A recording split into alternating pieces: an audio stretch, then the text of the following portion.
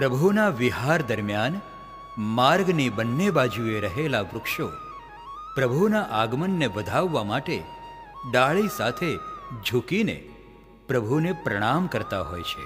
એકેન્દ્રિય ગણાતા વૃક્ષો જો પ્રભુને જોઈને ઝૂકી જતા હોય તો પંચેન્દ્રિય મનુષ્યો દેવો પ્રભુના ચરણોમાં નમે એમાં શું નવાઈ.